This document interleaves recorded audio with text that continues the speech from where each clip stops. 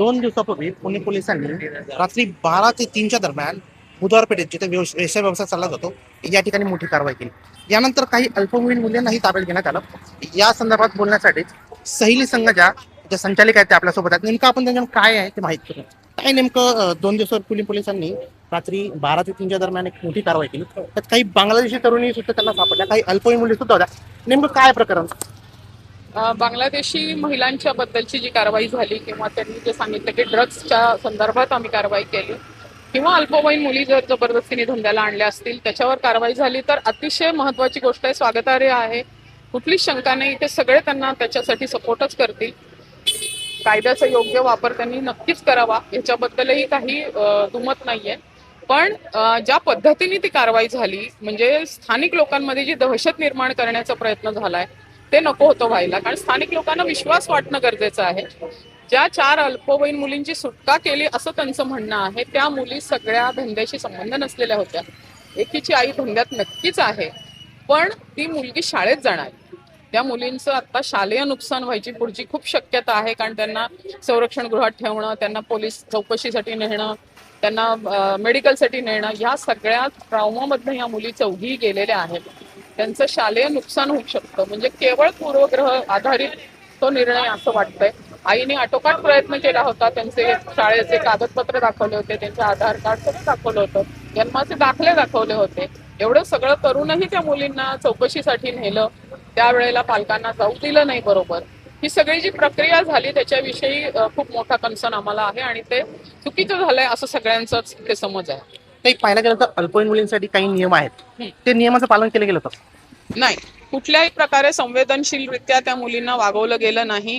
इथे सगळे कस्टमर्सना रस्त्यात बसवलं होतं, बायकांची चौकशी चालू होती, त्याच्यामधनं इथून मुलींना चालत चालत चौकीत नेलं, तिथं त्यांना बसूही दिलं नाही, त्यांची गुन्हेगारासारखी चौकशी झाली. हे तिथल्या प्रत्यक्ष पाहणी केलेल्या लोकांनी सांगितलेलं आहे, महिलांनी सांगितलेलं आहे. हे अतिशय असंवेदनशील प्रकारे हाताळलं गेलं हे नक्की. एक पाहायला गेलं तर या ठिकाणी या वर्षी म्हणजे 2026 मध्ये आता काही दिवसापूर्वी 10 बांगलादेशी तरुणी सापडल्या होत्या. काल 2 सापडल्या. नेमकं या भागात खूप मोठ्या प्रमाणात बांगलादेशी तरुणी राहतात अशी माहिती आहे. मग पोलिसांनी हे ऑपरेशन राबवलं, यात काय चुकलं? ह्यात काहीच चुकलेलं नाही. आम्ही म्हणतच नाही आहोत की हे जे ऑपरेशन आहे, जे अनडॉक्युमेंटेड इमिग्रंट्स आम्ही ज्यांना म्हणतो, ते जे इथे राहत असतील त्यांच्यावर कारवाई करणं हे पोलिसांचा अधिकार आहे. त्याच्यामध्ये आम्ही कुणीच दखल अंदाज कधीच करत नाही. त्याच्यावर जरूर कारवाई करावी, पण हकनात जे निरपराध लोक त्याच्यामध्ये त्यांना जो काही नुकसान होतंय त्याला जबाबदार कोण, तिथे आमचं ऑब्जेक्शन. पाहायला गेलं तर या ठिकाणी खूप रहिवासी लोक सुद्धा राहतात आहोत ना. हा, मग त्यांनाही त्यावेळेस त्रास झाला का? खूप त्रास झाला त्यांना. ते मला असं वाटतं आमचे अखिल बुधवारपेठ देवदासी संस्थेचे सार्वजनिक काका सभागृहाचे कालेकर आहेत, ते तुम्हाला सांगू शकतील. कारण हे दोघंही अनेक वर्ष इथे आहेत, स्थानिक आहेत आणि राहतात इथे. आता पाहायला गेलं तर काल 2 दिवसापूर्वी कारवाई झाली, त्यात आपल्याला काय अनुभव आला? नाही, मी तुम्हाला सांगतोय, पहिलं म्हणजे प्रकाश यादव, अध्यक्ष अखिल बुधवार पेठ देवदासी संस्था, गेली 40 वर्ष ही संस्था सुरू आहे. आम्हाला असा एक प्रश्न पडला की मग आम्ही राहायचं की नाही इथं. माझं वय 76 आहे. कारण आज मितीला तुमच्याही मुली आहेत. मला काय म्हणायचं, तुम्ही जरूर चेक करा ना. पण चेक करायला मग आम्ही वॉरंट मागणार. पण त्याने मला काही तसा त्रास दिला नाही, दार वाजवलं तर मी नाही उघडलं. पण माझं असं म्हणायचं की तुम्ही जाताय, याची धुण्याची पावडर आहे ती घेऊन चेक करताय, तर ह्याला काही अर्थच नाहीये ना. आणि असे जे दम आहेत, जे कालेकरने सांगितलं हे उडवून टाकू, आम्ही करू, तमुक करू, काय झालं, एक तर ओळखीचा एकही माणूस नव्हता. पाहायला गेलं तर त्या दिवशी काही ड्रग्स सापडले, काही इंजेक्शन सापडले. नाही, हे आता लक्षात ठेवा, ज्याला पोलिसांनी आम्हाला बोलून सांगितलेलं होतं बांगलादेशी तरुणी काढायच्यात, अल्पवयीन मुली काढायच्यात, आम्ही त्यांना सपोर्ट करतो संस्था म्हणून. आम्ही कधीही असं म्हणलेलं नाही. आता माझी सहकारी संस्था सहेली आहे, पण आम्ही त्याला कधीच सपोर्ट हे नाही केला की आम्ही त्याला खतपाणी घातले, यांना पकडायचं नाही, यांना पकडायचं नाही, असं नाही केलं. पण विचारा ना, आता तिथं संस्थेचा माणूस गेल्यानंतर जर तुम्ही असं केलं, तुम्ही आमच्यामध्ये पडायचं नाही, आम्ही तुम्हालाही अटक करू, सरकारी कामात अडथळा आणला. पण आमचं ऐकून तर घ्या. ज्या मुली धरल्यात त्या शाळेत बसल्यात, पुढल्या महिन्यात त्यांची 10वीची परीक्षा आहे, पण तेही ऐकून घ्यायला तयार नाही. जसं हा म्हणला की गुरमी इतकी होती की काही ऐकून घेत नाही. एक जर माणूस होता ना, मी तुम्हाला तर ऍक्शन करून दाखवतो, तर असा मार होता की कवायत केल्यासारखा मारतोय, परत इकडनं परत मारतोय. म्हणजे पोलीस सगळ्या कस्टमरला पकडले होते. जवळजवळ 10 10 1,000 ते 1200 कस्टमर श्रीनाथच्या लाईनीला बसले होते. आणि ह्या गल्लीमध्ये हो. जवळजवळ तो व्हिडिओ 700-800 लोक बसले होते. त्यांना 4 वाजता सोडून दिलं. पण त्यांना नाहक कुणाला रिक्षावाल्यात पकडला ना, ए थांबव, चल तिकडं. मग मला सांगा, रिक्षावाल्याची डिक्की तपास करायची काय कारण होती? असेल बाबा हत्यार आहे वगैरे नाही, हे दादा आहे. तुम्ही सांगितल्याप्रमाणे तुम्ही एका फाउंडेशन मध्ये एका संस्थेत काम करता, ताई सुद्धा करतात, आपणही करता. एकंदरीत पाहिलं तर अशा कारवाईमध्ये आपल्याला सूचित केलं जातं का, सांगितलं जातं का, नाही, आपली नाही. काही मदत घेतली जाते का? नाही मदत घ्यावी त्यांनी आमची, आणि आम्हाला आधी सांगण्याची गरज नाही, कारण आम्ही कोणाला तरी सांगू. बरोबर. हा. त्यामुळे आयत्या वेळी तुम्ही आलात तर फक्त आमच्या संस्थेचं म्हणणं ऐका. एवढंच आमचं म्हणणं आहे. आम्ही त्यांना कधीही लहान मुलीला अडवत नाही. उलट आम्ही त्यांना सांगतो, सापडले असेल ना तुम्ही कायदेशीर कारवाई करा. आणि बायका स्वतः रिपोर्ट करतात. म्हणजे कितीतरी वेळा झालेले संस्था असतील, बायका असतील, इथे लहान मुली जर दिसली, जबरदस्तीने आणलेली दिसली, तर बायका स्वतः जाऊन रिपोर्ट करतायत. हे पण बघा ना, म्हणजे अल्पवयीन मुलींनी इथं यायलाच नाही पाहिजे, स्वतःच्या इच्छेने आल्या तरी नाही आल्या पाहिजेत, ह्याच्यासाठी आम्ही धडपडतोय.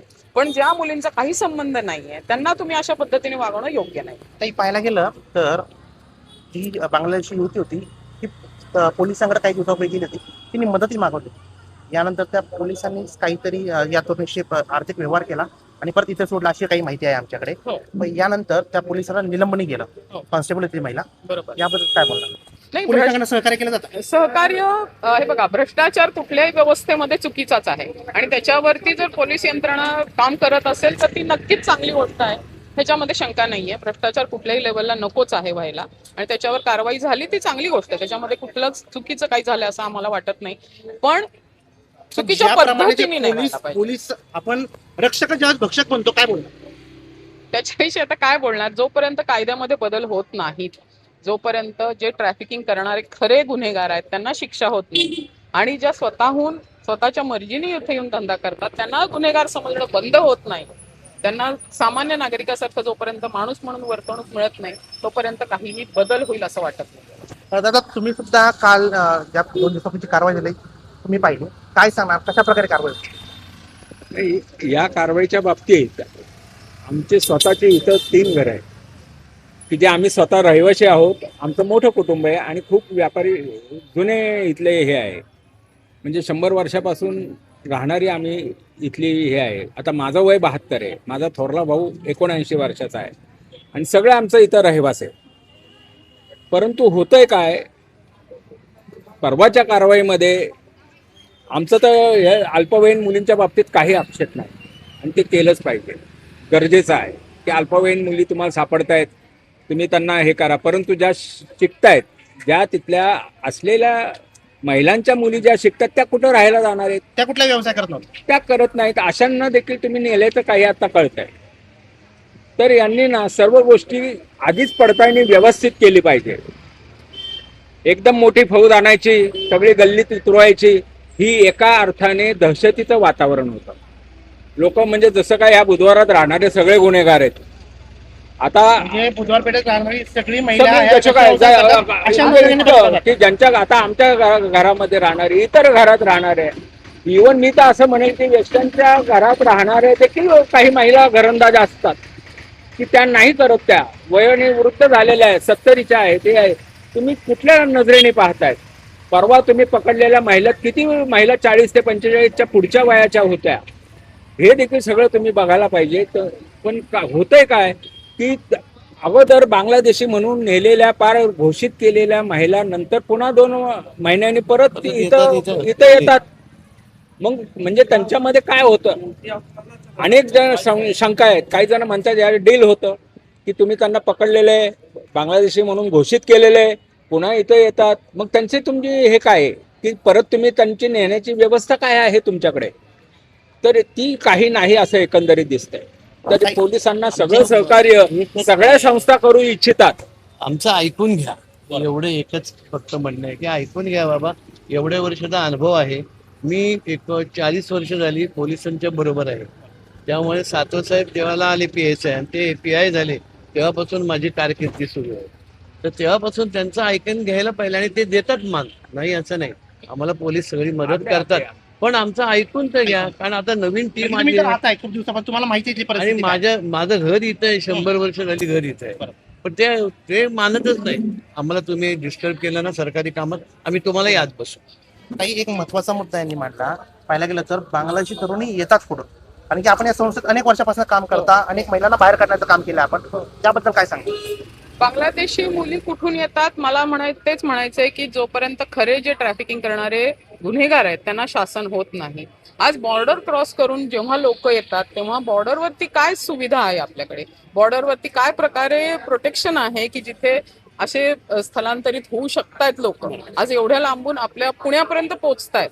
मग हे सगळे चॅनल जे आहे ह्याच्यावरती कारवाई कधी होणार, आणि ती व्हायला हवी. जर हे म्हणजे अपराध आहे, या गोष्टी गुन्हा आहेत, तर त्याच्यावरती कारवाई व्हायला हवी. त्याच्याबद्दल आमचं कुणाचंच काही मत नाहीये, दुमत नाहीये. आता एकंदरीत मागणी काय आपल्या? मागणी हीच आहे की इथे तुमची दहशत गुन्हेगारांना असू द्या, निरपराध लोकांना नाही कुठल्याही परिस्थितीत.